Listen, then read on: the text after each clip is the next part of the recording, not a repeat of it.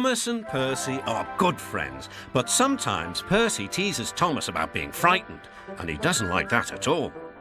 One evening he was dozing happily in the shed, but Percy wanted to talk. "Wake up, Thomas. Are you dreaming about the time you thought I was a ghost?" "Certainly not." "Anyway, I was only pretending to be scared. I knew it was you, really." Percy went on teasing him. "I hope the guard leaves the light on for you tonight." "Why?"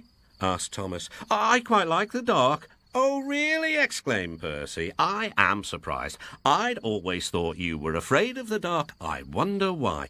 Thomas decided to say nothing and went to sleep instead. Next day, the Fat Controller arrived. "I would like you to go to the harbour tonight to collect something rather unusual." "What sort of something?" "Wait and see." Percy was moving trucks into a siding. Henry arrived with his goods train. The signalman switched the points and Percy waited on the siding until Henry had steamed by. Then there was trouble.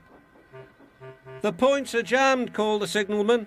"I can't switch them back. The workmen will mend them in the morning. It's too late now." Said Percy's driver. "I'm sorry, Percy, but you will have to stay here for the night." "Where are you going?" asked Percy. "Home for tea," replied the fireman. Percy was speechless. He watched as the other engines went home to the shed. Night time came and Percy began to feel very lonely. "Oh dear," he murmured, "it's very dark." Oh, what's that?" It was only an owl, but Percy didn't realise this. "I wish Thomas was here too," he sighed. Thomas was waiting for his mysterious load at the harbour. Suddenly, there it was.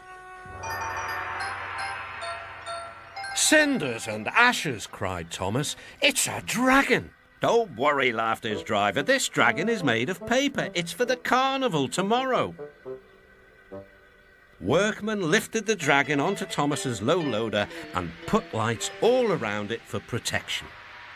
Then Thomas set off into the misty night.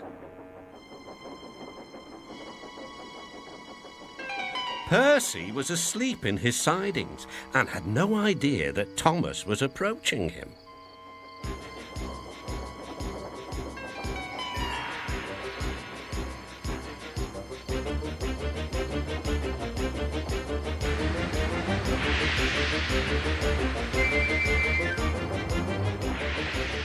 "Help!" cried Percy. "I'm not going to open my eyes until my driver comes." Next morning, the points were mended and Percy puffed back to the junction. Gordon was just about to leave with the express. "You'll never guess what I saw last night." Gordon was in no mood for puzzles. "I'm a busy engine. I don't have time for your games." "I've seen a huge dragon. It was covered in lights." Gordon snorted. "You've been in the sun too long. Your dome has cracked."